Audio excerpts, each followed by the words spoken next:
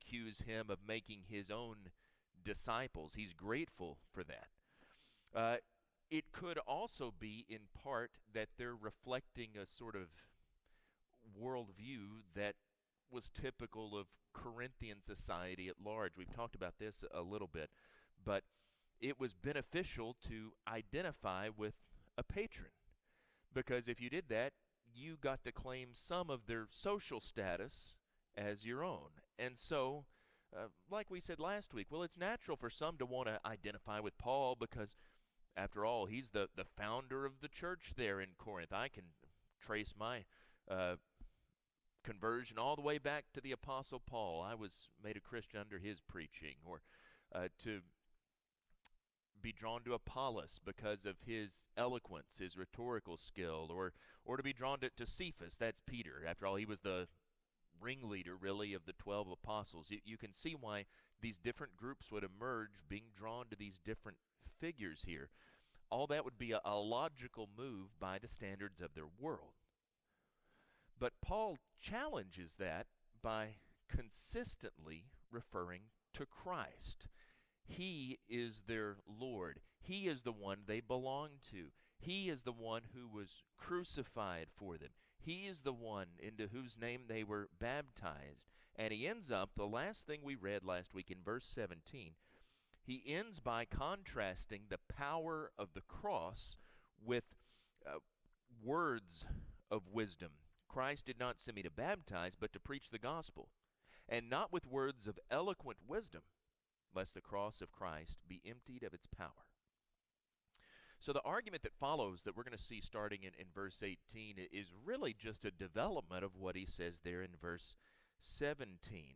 This idea of contrasting the power of the cross with these eloquent words of human wisdom.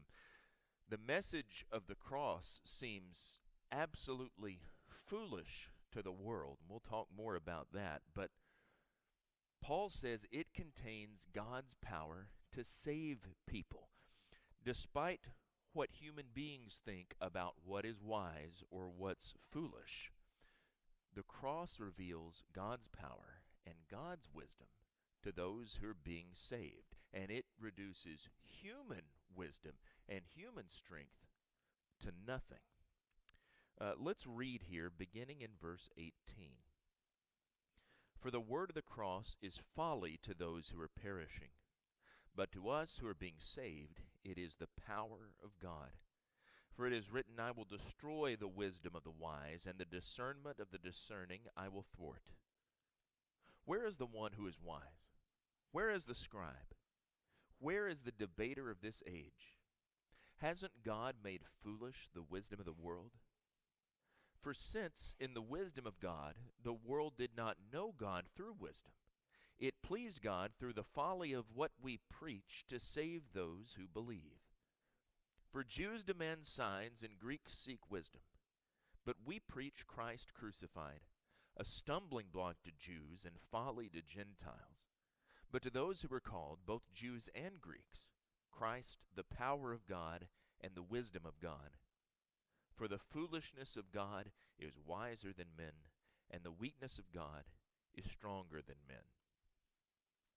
So, back to verse 18, Paul begins here with this statement that's really sort of the thesis for this point he's making all throughout this section. The word of the cross is folly to those who are perishing, but to those who are being saved, it's the power of God. But remember, it connects back to that previous verse, as we already said, the end of verse 17, that for. That clues us in there, that I didn't come with words of eloquent wisdom, lest the cross of Christ be emptied of its power. For the word of the cross is folly to those who are perishing. So why did Paul not come with these eloquent words of wisdom? Well, it's because the message he had was ludicrous by the world's standards. We talked a few weeks ago when we first began this study about the city of Corinth. Paul comes here to a pagan city that prided itself on being cosmopolitan, on its intellectual life, on its cultural life. and he stood up there to speak about Jesus of Nazareth. Now you think about Jesus' story. Here is a man who, for one thing, he's in a primarily pagan city, and he's talking about a Jew. That's someone already who would have been despised by most of his audience. But you think about the story. A man who had been crucified by the Romans, but raised up again to life by God. And now he's ascended, he's sitting at the right hand of God, and he is the Lord of the whole world, and he calls for people to submit to him, to accept that he is Lord. He knew exactly what people would think about that. That guy's nuts. I mean, that message just makes absolutely no sense. That's the craziest message that anyone could come up with. Aristides, 2nd century Christian apologist, said that in the city of Corinth, on every street corner, you'd meet a so-called wise man who was claiming to offer solutions to all the world's problems. But this wasn't some new philosophy like that might appeal to people from some street corner philosopher. This was madness. Now, we'll talk about that a little bit more in just a minute from the standpoint of Jews and Greeks, and why specifically it might have been problematic to both of those groups for different reasons. But for now, I think it's enough to focus on the cross itself, just this idea of the cross. Why is the word of the cross foolishness? We've talked about crucifixion in detail before, so we don't need to get into the physical, the gory aspect of it. But why is the word of the cross foolishness? Why would that not be well received by people in general in the ancient world?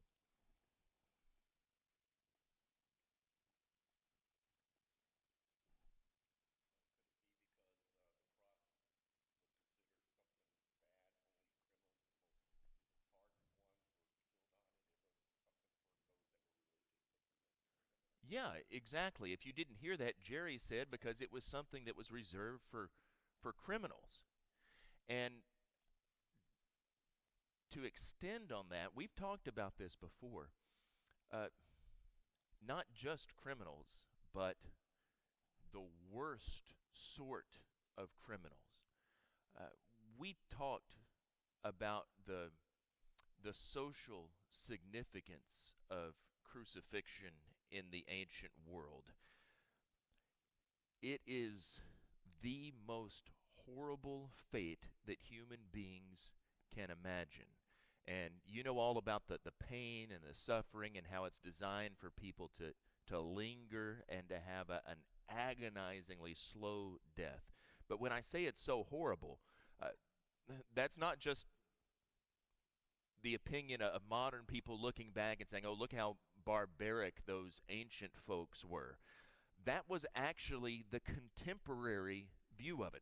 Cicero, 1st century BC Roman statesman, called it, quote, the most cruel and terrifying punishment.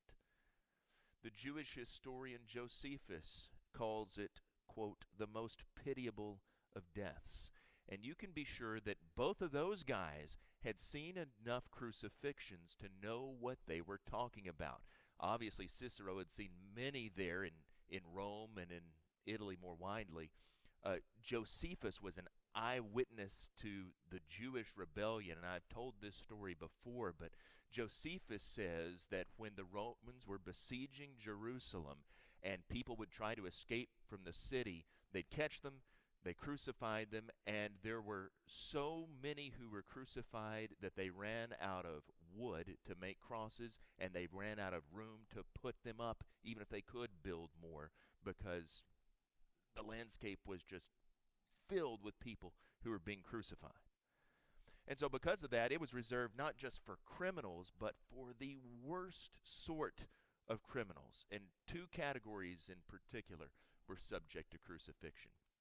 Slaves and rebels, people who had tried to stir up sedition against the government. And when you combined those, a slave who rebelled that was somebody who absolutely would be crucified. Spartacus and his rebellion stands out there. You've probably heard of Spartacus, or maybe you've seen the movie. There's an old movie buff. I know David's seen it. Yeah, several of you have seen that movie.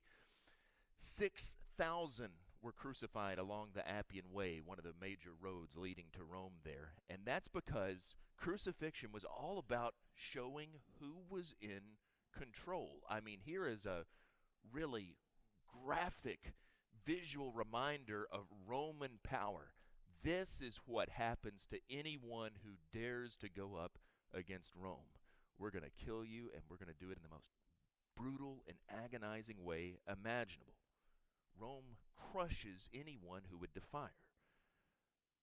And because of that, because it was so horrific, Roman citizens were exempt from it. Cicero writes about it. He says, "To bind a Roman citizen is a crime. To flog him is an abomination. I have a word missing from this quote, and I don't remember what he says. It's almost an act of murder. To crucify him is what? There is no fitting word that can possibly describe so horrible a deed." It's kind of interesting that we don't think much about crosses. We display them almost thoughtlessly. People wear them around their necks, and if you really start to think about the significance of this in the ancient world, I mean, can you imagine anybody now wearing a necklace made out of a little electric chair? It's strange, but that's really the significance of it, only more so, because that's not something, we know about the horrors of that, but we don't see it. It's not something that's out there openly. Maybe a little noose around your neck would be a better representation. You think about how horrible lynchings and things are like that. Crucifixion was unmentionable in the ancient world, in polite society. Cicero again says, "The very word cross should be far removed not only from the person of a Roman citizen, but from his thoughts, his eyes, and his ears. For it's not only the actual occurrence of these things or the endurance of them, but liability to them, the expectation, indeed the very mention of them, that is unworthy of a Roman citizen and a free man." So you put all this together. Paul's going to talk about the meaning of the cross from a Christian perspective. He's going to unfold that. But we got to remember that the cross already carried a meaning with it in the ancient world. It had a social meaning. The Romans, we are superior, you are inferior.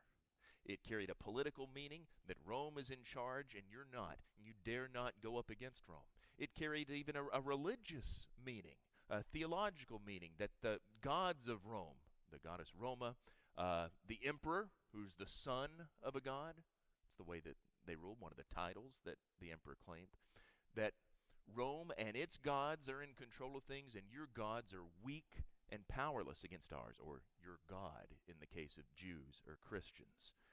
So, you put all that together, and the sheer horror of crucifixion, the idea that you couldn't even talk about it in polite society, the idea that someone would go around preaching about a guy who'd been crucified, let alone a crucified king, that's absolutely ridiculous.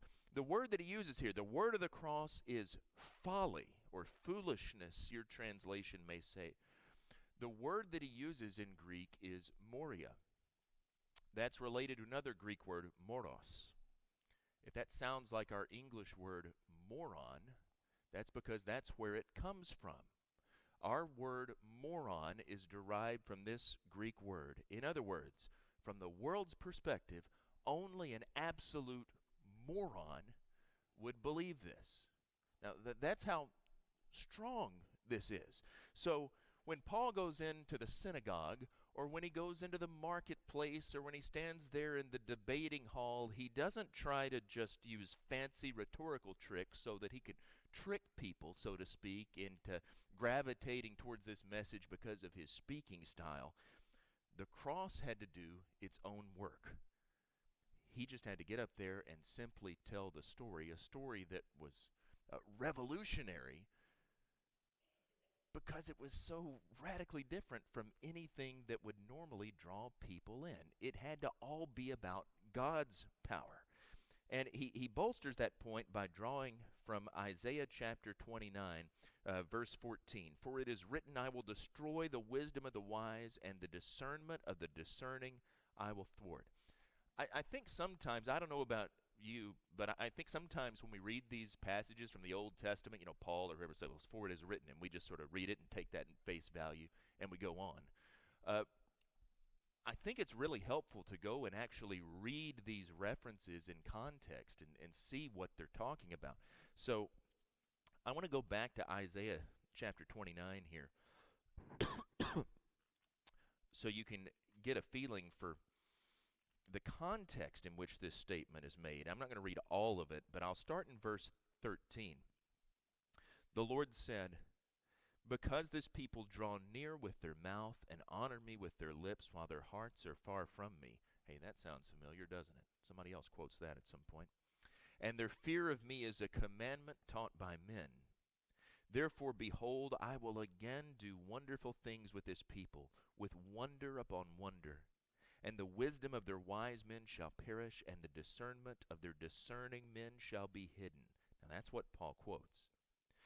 Ah, you who hide deep from the Lord your counsel, whose deeds are in the dark, and who say, who sees us? Who knows us? You turn things upside down. Shall the potter be regarded as the clay, that the thing made should say of its maker, he doesn't make me? Or the thing formed say of him who formed it, he has no understanding? This passage, and if you were to read the whole thing, you'd see the story here, this siege of Jerusalem. It looks forward to a time when God's going to move against his people, against Israel, in judgment. Because their plans that they've made, the actions that they've done here in darkness, as we read just now, they've been contrary to his ways. When he's talking about these people here, these wise men, these counselors, he's probably talking about the king's advisors and what they've told him to do.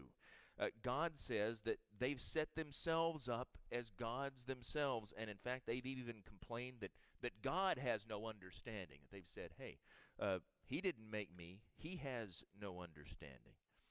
If you read down through chapter 30, and we won't, but you get the historical situation, and you can read about this outside Isaiah in 2 Kings chapter 17.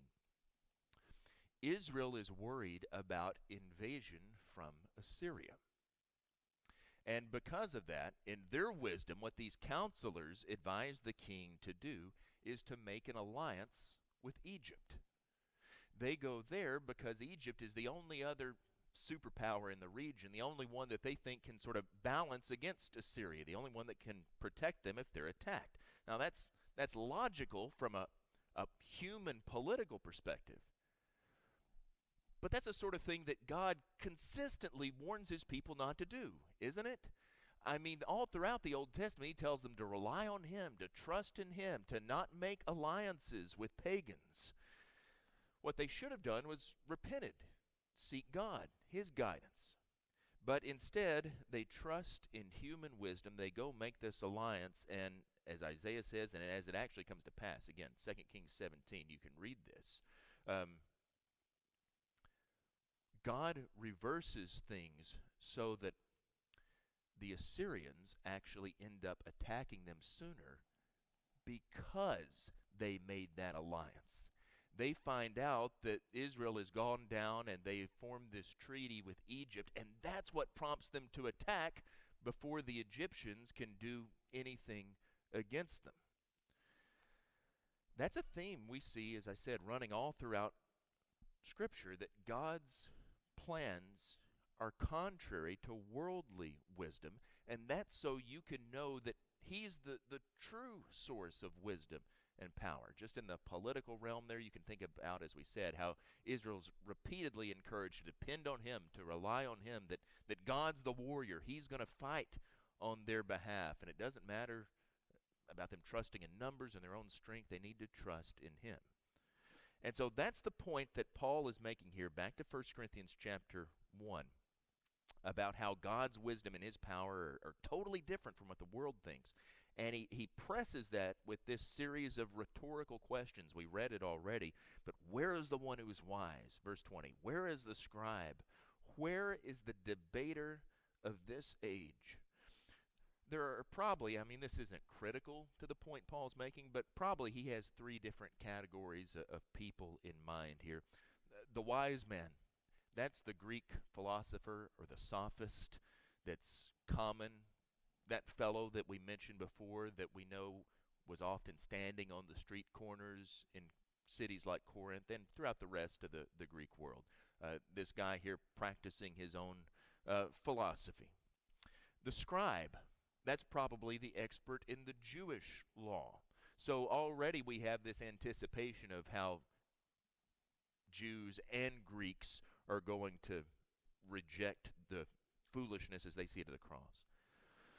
The debater of this age, that probably refers to just the general enjoyment of philosophical debate that a lot of people had in the first century world. You remember in Acts chapter 17 when Paul goes into Athens and Luke makes this parenthetical comment about how the Athenians love nothing more than to just talk and debate about all sorts of different questions.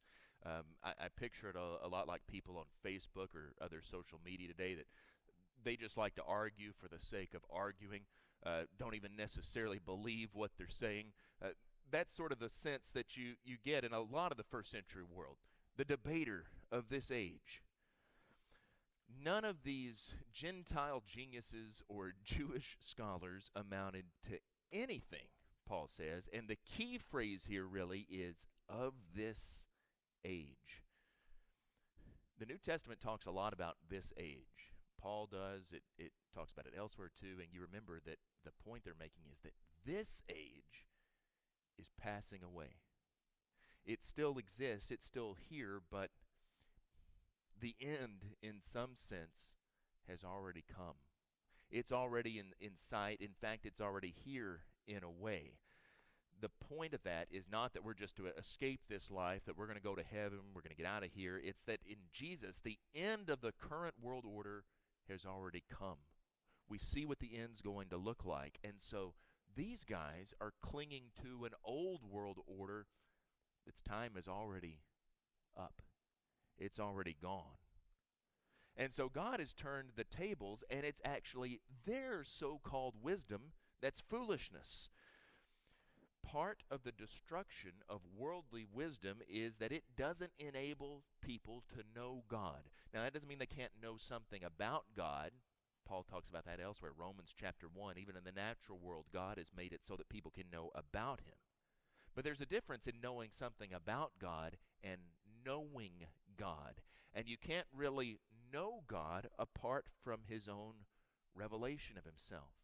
And then you have to be willing to accept it, to believe that. It's only through the foolishness of preaching, Paul says, that we can come to know him. Now, the foolishness of preaching, that makes for a lot of great jokes at the preacher's expense. But what Paul's actually talking about here, it's not really about the form of communication, although the Corinthians are very interested in rhetoric and oratory, and so that could be something sort of by the way. But it's about the content. In fact, the ESV says, the King James says, the foolishness of preaching. The ESV, as I read it a moment ago, it says it pleased God through the folly of what we preach. So this isn't about preaching in terms of the form. It's about the message. It's about the thing that's preached. And of course, he's talking about it from the world's perspective. This idea that what they preach is foolishness. And that's the point that he amplifies then, describing reasons why Jews and Greeks, respectively, find themselves confused. He says, Jews demand signs, Greeks seek wisdom. We preach Christ crucified, and that's a stumbling block to Jews, and it's folly to Gentiles. So we talked about the cross generally, but I'll ask you now, why would this be a stumbling block to Jews? Why would it be folly to Greeks? Why would these different groups in particular have rejected the gospel message?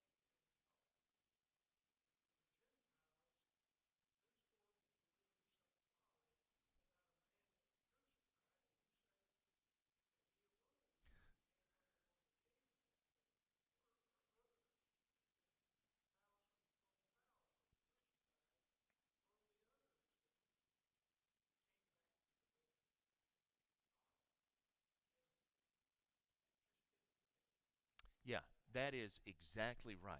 If you didn't hear everything that he said, for one, for the Jews, they believed in God, yes. They were looking for a Messiah, but a crucified Messiah was contrary to anything that they expected. They were looking for him to come in and to establish an independent Jewish kingdom. They were looking for someone who would kill the Romans, not be killed by the Romans. So this was not anything at all like what they had been brought up to believe and to hope for. How could they possibly believe in a crucified Messiah? For Gentiles, or for Greeks, just the sheer folly, the ridiculousness of this notion. You can see this, and you talked about somebody being raised from the dead. I think that's the heart of it. You can see that particularly in, to go back to this story, Acts chapter 17. Paul's speech there on Mars Hill, on the Areopagus in Athens. Greeks look for wisdom, and Athens is sort of the heart of that, the cultural, intellectual center of the empire. And you remember that he goes through his sermon here. He uses these idols of the unknown God as his jumping off point, and he tells them about this God who's created everything. And one day he's going to judge the world through this one man that he's raised from the dead. And the passage, the story ends, when he got to the resurrection of the dead, what was the general reaction? They mocked him. They laughed. Resurrection, who ever heard of any such nonsense as that? There were a few others who said, well, we'll hear you again on this matter, which that seems to be the Facebook troll types, the guys that just wanted to debate about everything. Sure, you can come back again and talk about this. Only a couple of people believed. The general response was that this is ludicrous. Whoever heard of any such thing as somebody coming back to life? Yeah, David.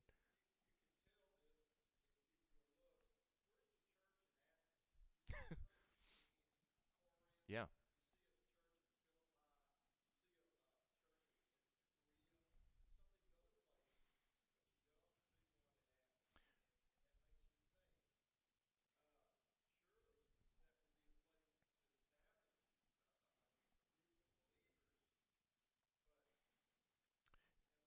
Yeah, we only have right. We only have a couple of stray converts there that are mentioned. A woman named Damaris and a fellow Dionysius the Areopagite. Right. So only a couple of people, and you don't have any record of, like you say, a church really being established, of Paul ever going back there, revisiting it, anything like that. And that's I think that's a good thing to point out, because there is the center of man's wisdom. They were too smart for their own good. I guess you could put it that way. At least they thought themselves that. So this message is a stumbling block to Jews. That word stumbling block, scandalon, where we get our word scandal from. Literally, it was a scandal. It defied expectations. It tripped them up. They stumbled over it. And to Gentiles, it was an absurdity, something they just rejected out of hand. But there's a third group, those who are called, whether Jews or Greeks. They experience it as God's power and His wisdom. But it's a power that's very different from the sort that the world was looking for, like the Jews. And it's wisdom of a very different sort than the Greeks sought. It confronts the prestige, it confronts the posturing of the world in meekness, in humility, in self-denial. So how does the word of the cross destroy all boasting? Well, it turns it all upside down. We're going to see that here at the end of the chapter. In fact, Paul expands on it, starting in verse 26. For consider your calling, brothers. Not many of you were wise according to worldly standards. Not many were powerful. Not many were of noble birth. But God chose what is foolish in the world to shame the wise. God chose what is weak in the world to shame the strong. God chose what is low and despised in the world, even things that are not, to bring to nothing things that are, so that no human being might boast in the presence of God. And because of Him, you are in Christ Jesus, who became to us wisdom from God, righteousness and sanctification and redemption, so that, as it is written, let the one who boasts, boast in the Lord. So, Paul reminds them of how these truths have played out in their own experience, the strange sort of effect that the gospel has had on them. And I guess we can ask it this way. What had they forgotten about the reason God had chosen them? That is to say, what's their big problem there in Corinth? We've already seen it coming to a head in some ways. It's factions, but what's that rooted in? I think David is the one who pointed out last week. It's pride, right? That's what you said. And that's right. Pride is the ultimate cause of this quarreling and division. Each group thought that its leader was superior. Each group thought that its teaching was the most profound, that the members of their group were the most distinguished. But Paul shatters that notion. How? What does he remind them of here?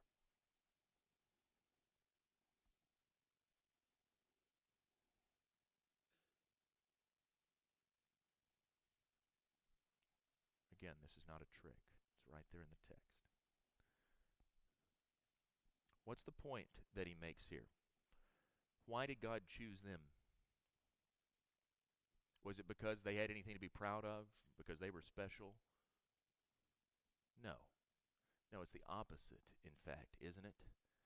God, in His wisdom, did not choose the sort of people that we might expect. In fact, we talked about this Wednesday night in a slightly different context. The Corinthians embodied people who lacked power, who lacked standing, who lacked status, and yet God chose them. And that's something that we find play out over and over again in Scripture, isn't it? I mean, you think about the 12. We talked about that Wednesday night.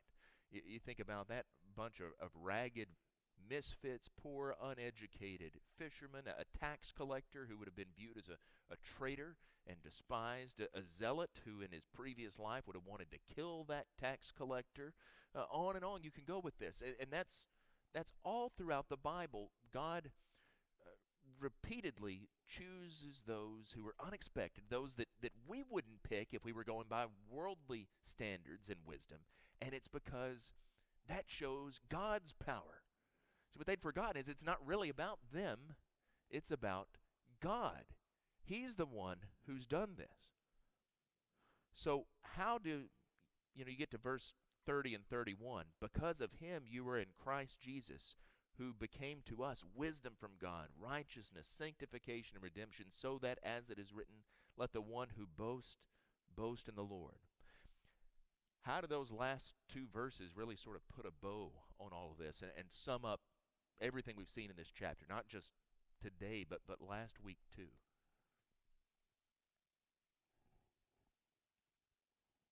What's the point here?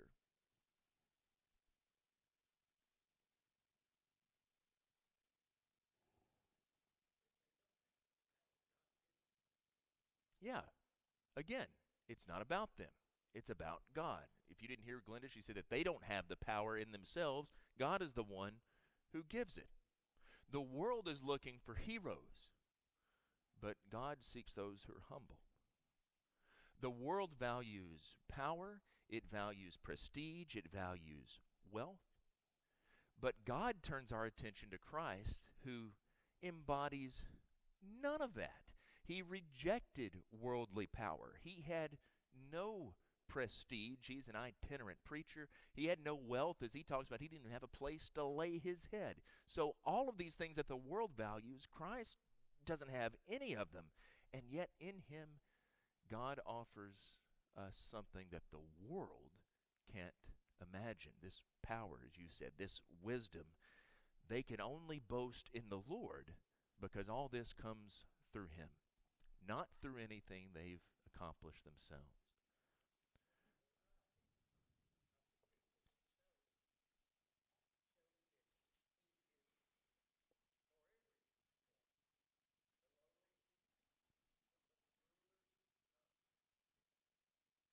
Yes, that diversity in the different people. That's actually a theme that's going to come out in this book too. Paul's going to talk about that more later. I think you're right to point that out. But it fits with this in that he's not a respecter of persons. The gospel's for all types of people. Next week, we're going to see him discuss this idea of wisdom more as he continues to talk about these divisions in the church. If you haven't already, I put it out there last week, but it's still out there. I'd encourage you to grab the sort of guided reading questions that come through chapters 2 and the beginning of chapter 3, because a lot of the things that I'm asking here, I've already put on there. So if you take that and read through this and think about them, then you'll have a better handle on the way that some of this discussion's going to go. Anybody with a question or comment as we wrap it up? Okay, Marcia just signaled to me that there's some coffee available for anybody that wants some, just like there was last week in the little kitchen back there. But that'll wrap it up. Thanks for your attention this morning.